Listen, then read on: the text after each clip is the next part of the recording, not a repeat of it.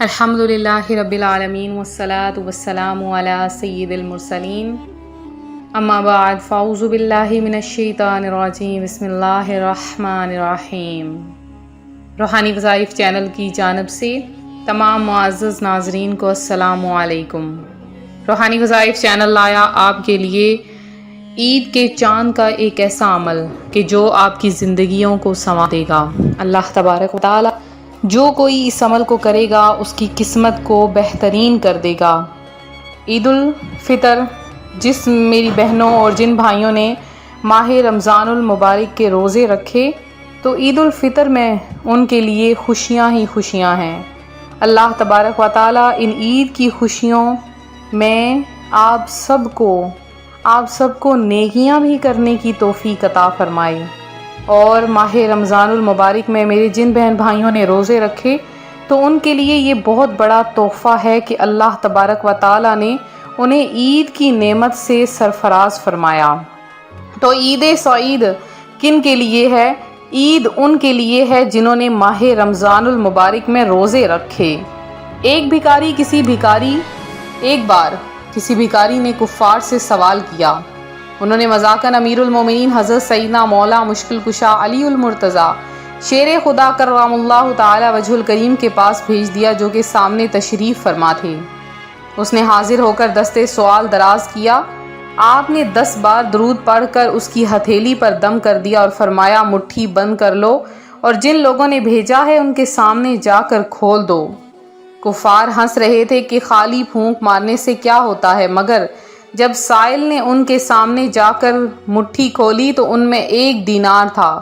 یہ کرامت دے کر کئی کافر مسلمان ہو گئے۔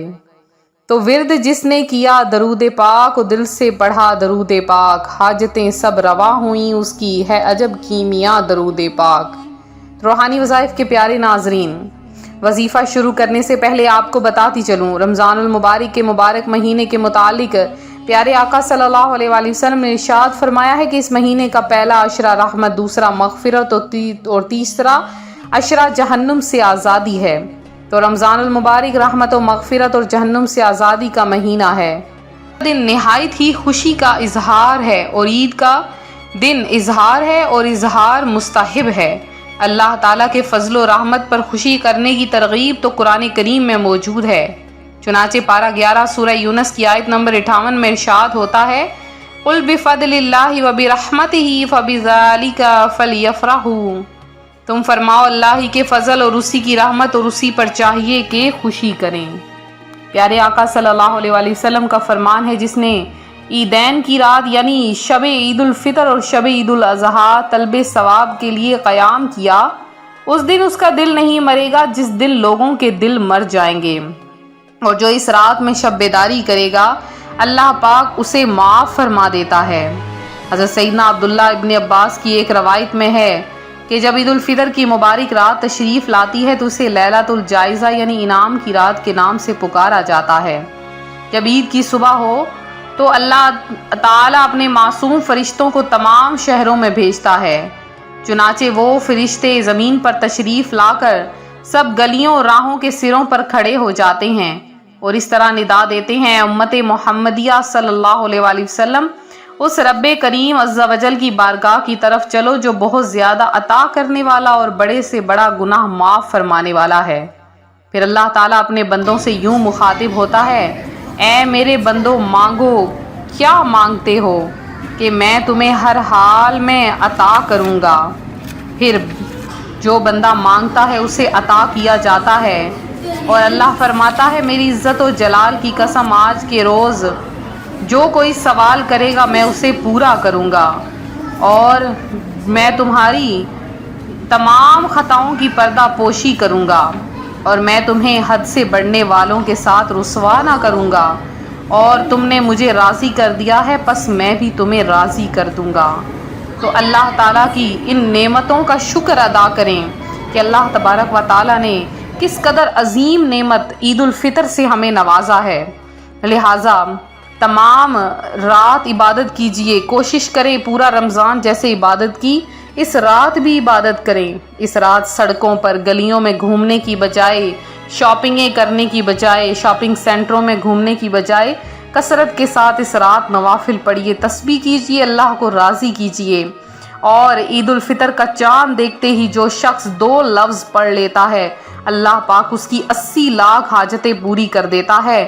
آپ نے پورا مہینہ وظائف کیے، اس رات بھی کر لیجئے، عید والے دن ہی آپ کو خوشخبری مل جائے گی اور ہر کوئی آپ کے مقدر پر حیران ہو جائے گا۔ تو آخری رات، آخری دن بھی وظائف کر لیجئے انشاءاللہ العزیز۔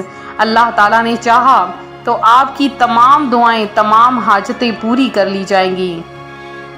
تو میری ایک بہن یوں عرض کرتی ہیں، میں نے عید الفطر کی رات میں یہ وظائف کیا، یہ لفظ پڑھے، اللہ تبارک و تعالیٰ نے میرے تمام کام حل کر دیے، میری مشکلیں حل کر دیں۔ وہ وظیفہ کون سا ہے آپ بھی کر لیجئے۔ جیسے ہی چاند نظر آئے، سب سے پہلے آپ نے سورہ ملک کی تلاوت کرنی ہے۔ وظیفہ کیا ہے؟ آپ نے 11 مرتبہ درود پاک پڑھنا ہے۔ کوئی سا بھی آسان سا درود پاک پڑھ لیجئے، درود ابراہیمی پڑھ لیجئے۔ صرف آپ نے 11 بار درود ابراہیمی پڑھنی ہے، اور اس کے بعد یہ پڑھنے کے بعد آپ نے 2 لفظ پڑھنے ہیں۔ وہ 2 لفظ کون سے ہیں؟ وہ 2 لفظ ہیں یا حیو یا قیوم، یا حیو یا قیوم۔ یہ 2 لفظ آپ نے 1000 کی تعداد میں پڑھنے ہیں۔ پڑھتے پڑھتے بے شک سو جائیے، اللہ تبارک و تعالی صبح کے وقت ہی آپ کو بہت بڑی خوشخبری عطا فرما دے گا۔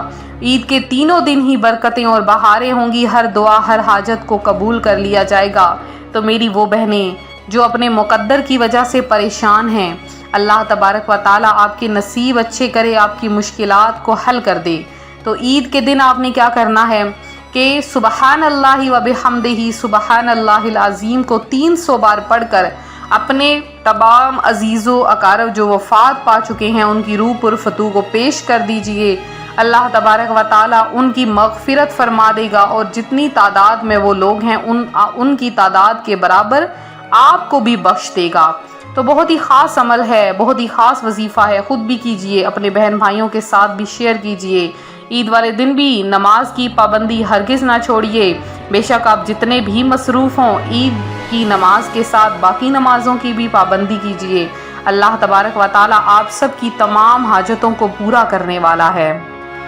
تو یہ تھا ہمارا آج کا عمل، ہمارا آج کا روحانی وظیفہ۔ میرے جن بہن بھائیوں نے دعاؤں میں اپنا نام شامل کروایا ہے، مدینہ منورہ میں آج آخری روزہ ہے اور آج کے دن خصوصی دعاؤں کا اہتمام آپ سب کے لیے کیا جا رہا ہے۔ انشاءاللہ العزیز ہم آپ کے سب کے لیے وہ ویڈیو بھی اپلوڈ کریں گے جس میں آپ سب کے لیے خصوصی دعا کا اہتمام کیا گیا ہے۔ اللہ تبارک و تعالی آپ سب کا حامی و ناصر ہو، آپ سب کی تمام دعائیں، تمام حاجتوں کو پورا کریں۔ ملتے ہیں اپنے اگلے وظیفے کے ساتھ۔ روحانی وظائف چینل کی جانب سے آپ سب کو عید کا چاند بہت بہت مبارک ہو۔